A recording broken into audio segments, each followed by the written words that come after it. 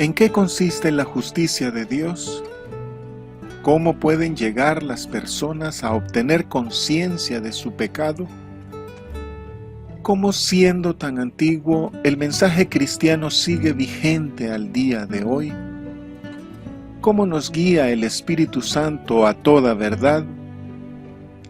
Y cuando Él venga, convencerá al mundo de pecado, de justicia y de juicio. De pecado por cuanto no creen en mí, de justicia por cuanto voy al Padre y no me veréis más, y de juicio por cuanto el príncipe de este mundo ha sido ya juzgado. Aún tengo muchas cosas que deciros, pero ahora no las podéis sobrellevar. Pero cuando venga el Espíritu de verdad, Él os guiará a toda verdad, porque no hablará por su propia cuenta, sino que hablará todo lo que oyere y os hará saber las cosas que habrán de venir. Él me glorificará, porque tomará de lo mío y os lo hará saber. Todo lo que tiene el Padre es mío, por eso dije que tomará de lo mío y os lo hará saber.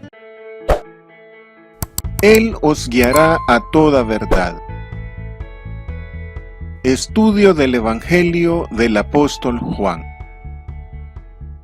Cuando Él venga. En este pasaje, el Señor habla de la misión del Espíritu de Dios para con el mundo, a través de la Iglesia y mediante la palabra de predicación de los creyentes. Esta revelación es una palabra de aliento para los temerosos, angustiados y entristecidos discípulos, porque mediante el Espíritu Santo y el testimonio, los creyentes están colocados en una condición de poder contra el mundo. Su miedo de ser aislados en el mundo es irracional, puesto que el mundo es en realidad el que está en desventaja al oponerse a Jesús. Los creyentes estamos armados hasta los dientes contra el mundo, con la verdad, la justicia, el apresto del Evangelio de la paz, la fe, la salvación, la palabra de Dios, la oración, y con el Espíritu Santo, quien nos asiste en medio de la batalla, vivificándonos, afirmándonos y confirmando la palabra con las señales que la siguen. Convencerá al mundo. Es el Espíritu Santo quien pone de manifiesto la culpa y las injusticias de las gentes, y les prueba, demuestra, expone y saca a relucir el juicio de Dios contra ellas. El mundo tiene una idea equivocada de lo que es pecado, justicia y juicio. El Espíritu Santo les hará saber el significado correcto conforme a las obras de Cristo sobre la tierra. El abogado, consolador e impulsador de los creyentes, el Espíritu Santo, se convierte automáticamente en fiscal del mundo. De pecado porque no me creen. La mayor obra del Espíritu Santo sobre las personas, con excepción de algunos satanistas, es que nadie puede hablar mal del Señor Jesús. El mundo no puede acusar a Jesús de pecado, de injusticia o de culpa alguna, por lo que el mayor pecado del mundo es no creer. Por consiguiente, no se arrepienten de sus pecados. Rechazar al Señor Jesús es el culmen de los pecados de las personas, pues todos los demás pecados de la gente están relacionados con el pecado de rechazar a Jesús, pues son expresión de este. No creerle a Cristo Jesús es elegir el mal, es colocarse a uno mismo como reo de la ira de Dios, volviéndonos cómplices de los que tuvieron que ver con la histórica muerte salvífica de Cristo el Señor. Los autores intelectuales y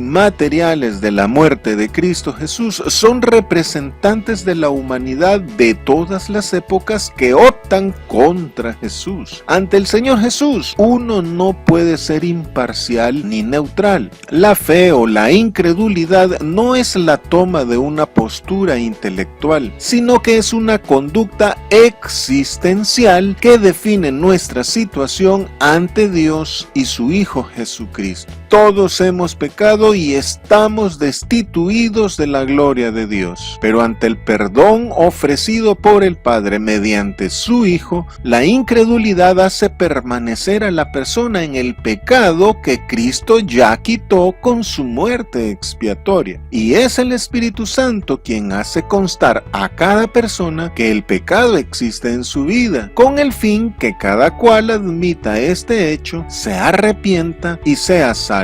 El Espíritu de Dios, al actuar sobre la conciencia de las personas mediante el testimonio de los creyentes, es quien les despierta la convicción de pecado y por consiguiente la necesidad de la justicia de Dios en Cristo. De justicia porque voy al Padre. Justicia en el sentido de rectitud. ¿Qué es justicia para Dios? ¿Qué es ser justo según Dios? ¿Qué es ser recto delante de Dios? Lastimosamente, hasta en la misma iglesia hay un nulo entendimiento sobre la justicia según Dios, tanto en la vida práctica de los creyentes como en la teoría de los teólogos. En el mundo, la justicia consiste en dar a cada cual lo que le corresponde, especialmente en el sentido penal, ojo por ojo y diente por diente. Pero cuenta el apóstol Mateo que ante la supuesta infidelidad de María, José, quien pudo acusarla de adulterio, por cuanto era justo, no quiso infamarla y quiso dejarla secretamente. ¿Por qué se dice que era justo al optar por esto, si estaba en su derecho de denunciarla? Porque para Dios ser justo es no pagar a nadie mal por mal, sino procurarle siempre lo bueno. Ser justo para Dios es no tomar venganza, sino dejar a Dios todo. Es dar de comer y beber al enemigo. Es vencer el mal con el bien. Es poner la otra mejilla. Es bendecir y no maldecir. Por esto, cuando hay pleitos entre los miembros de una iglesia y a vista de los incrédulos, el apóstol Pablo, además de reprochar tal vergüenza, nos pregunta: ¿por qué no sufrís más bien el agravio? ¿Por qué no sufrís más bien el ser defraudados? Es que la persona justa, según Dios, prefiere sufrir el agravio, opta por ser defraudado, no cobra una injusticia con otra injusticia, sino que detiene toda la cadena de ofensas que esto supone. El Señor Jesús no solo enseñó esto de palabra, sino que cuando le maldecían no respondía con maldición, cuando padecía no amenazaba, y siendo acusado por los principales sacerdotes y por los ancianos nada respondió. Pilato entonces le dijo: ¿no oyes cuántas cosas testifican contra ti? Pero Jesús no le respondió ni una palabra, de tal manera que el gobernador se maravilló mucho. Luego, el mismo Pilato reconoció públicamente que Jesús era justo. Por todo esto, Jesucristo fue justificado en el Espíritu, es decir, porque fue reconocido como recto, puro de corazón, pues no hizo maldad ni hubo engaño en su boca.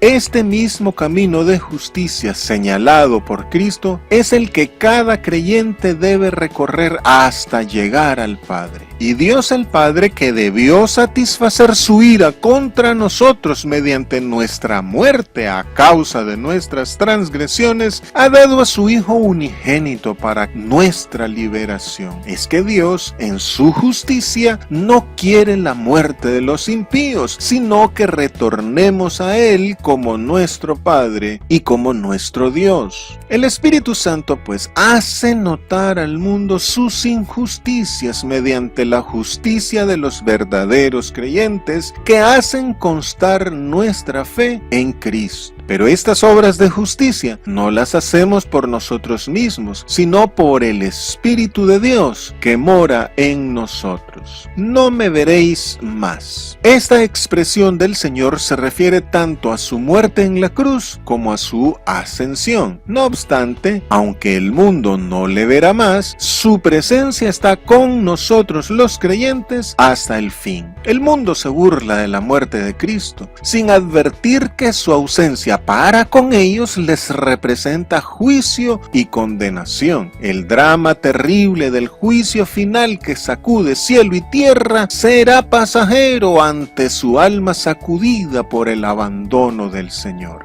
De juicio porque Satanás es juzgado. El Señor Jesús relacionó el juicio del mundo con la expulsión de Satanás. Y el apóstol Pablo explica el juicio a Satanás de esta manera: Dios os dio vida juntamente con Cristo, perdonándoos todos los pecados, anulando el acta de los decretos que había contra nosotros, que nos era contraria, quitándola de en medio y clavándola en la cruz, y despojando a los principados y a las potestades, los exhibió públicamente, triunfando sobre ellos en la cruz. El verdadero nuevo orden mundial comenzó en la cruz, con Cristo como el Señor de toda la tierra y ante quien se dobla toda rodilla, en el cielo, en la tierra y debajo de la tierra. El juicio del mundo ya ha comenzado y se inició en la cruz. El camino de la cruz, camino de la justicia, según Dios, delata a Satanás y lo expone como vil engañador. Y reconocer esto es por obra del Espíritu Santo. Tengo muchas cosas que deciros. El Señor Jesús dijo que somos sus amigos debido a que nos ha revelado las cosas del reino de Dios. Ahora agrega que hay mucho más por saber, pero que todo será a su tiempo. Todo cuanto Jesús dijo e hizo fue lo que vio y oyó del Padre. Pero muchas de estas cosas los discípulos lo entendieron solo tras su muerte y resurrección. Y nosotros será solo por el Espíritu Santo que podremos llegar a la comprensión de esas muchas cosas. Pero con esto, el Señor Jesús no se refiere a un montón de principios ni a un conglomerado de dogmas que provocan confusión en el pensamiento cristiano. Tampoco se refiere en modo alguno a un conocimiento plural o fragmentario, ni a un dar saltos teológicos de un punto a otro. El Señor no habla de un cúmulo infinito de verdades, sino de la verdad, sin complementos, y se refiere a entender a plenitud el misterio de la piedad en Cristo Jesús. Aún al día de hoy hay mucho terreno inexplorado en las Escrituras, mucho por comprender, mucho por descubrir, la comunión con otros hermanos, de otras formas de pensar, las experiencias propias y las de otros, el revelar de Dios a nosotros a través de la oración, etc., nos coloca ante hechos y circunstancias que iluminan aún más el sentido de la obra de la revelación de Cristo. Ahora no las podéis llevar. Los 12 discípulos del Señor todavía no eran capaces de entender lo referente a su muerte, menos soportar o sobrellevar lo de la persecución, porque no eran espirituales todavía. Y nosotros hoy, ¿qué tan espirituales somos? ¿Qué tanto entendemos la muerte del Señor, las persecuciones, el sufrimiento, el dolor? Sin el Espíritu de Dios hay cosas en la vida cristiana que aunque necesarias, nos resultan insoportables e imposibles de digerir. Fue el sufrimiento, el dolor, la persecución y las duras pruebas y tentaciones las que dieron al Hijo del Hombre, al varón de dolores, unos pies semejantes a bronce bruñido. Y es la tribulación la que hace que los millares de victoriosos sobre el mundo parezcan un mar de vidrio mezclado con fuego por su pureza y justicia. Si aún no entiendes esto, pide al Señor poder comprenderlo. El Espíritu Santo elegirá decirte lo apropiado y necesario en su momento. Solo el Espíritu Santo conduce a la inteligencia de la revelación y a la comprensión de todo el mensaje de Cristo. Es el Espíritu Santo entonces quien hará saber las cosas que han de venir en el sentido de persecución y en el sentido sentido de escatología no realizada aún, y nos las explicará. Os guiará a toda verdad. En sus comentarios sobre este pasaje, algunos padres de la Iglesia no usan el verbo guiar, sino enseñar. Leyéndose, el Espíritu os enseñará en toda verdad. Toda la esfera de actividad del Espíritu Santo es la verdad. Por tanto, la adquisición de la verdad solo puede darse en el Espíritu de Dios. El Espíritu de Dios nos guía por el camino de verdad trazado por Cristo Jesús. El Espíritu Santo, pues, nos guiará a Cristo Jesús, porque la verdad es Jesús mismo. Ahora bien, la frase guiará a toda verdad debe leerse como guiará a la verdad plena. Esto implica una revelación total, un sentido completo, una verdad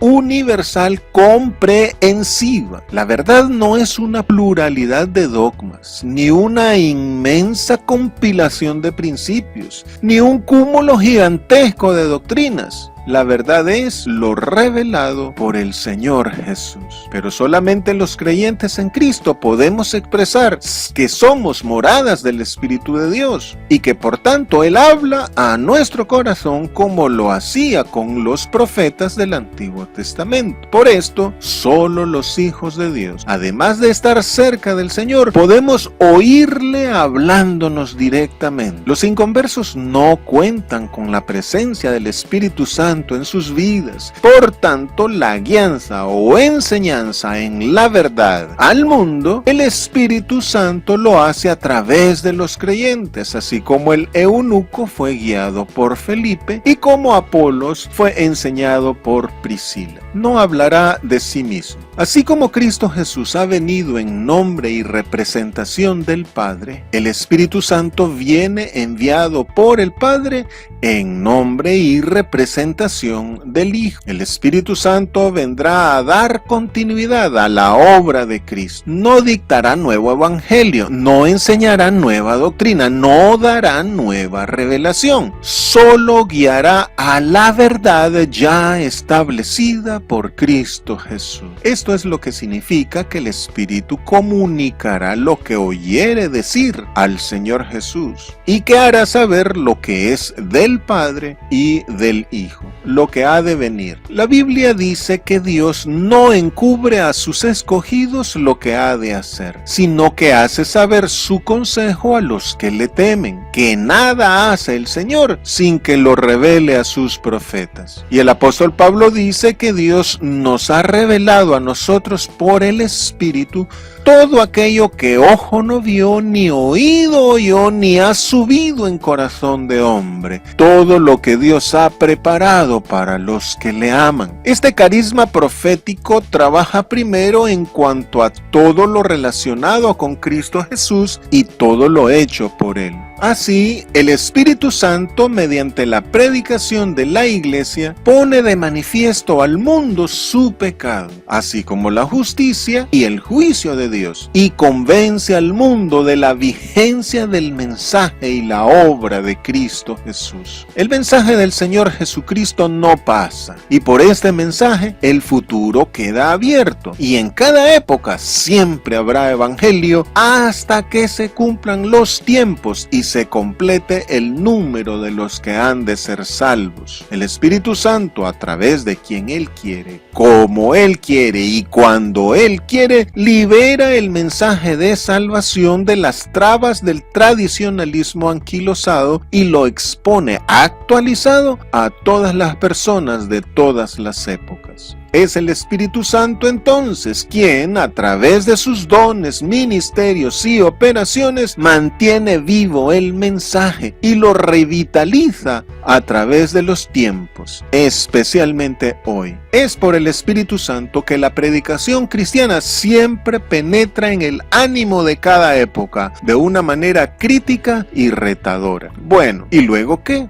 ¿qué pasará cuando se cumplan los tiempos? Dice el profeta Isaías que la declaración del futuro es posibilidad solo de Dios. Ningún Dios falso, ningún ángel, ningún ser humano pueden revelar el futuro. Dios lo revela a través de su Santo Espíritu a los que le temen y guardan sus mandamientos.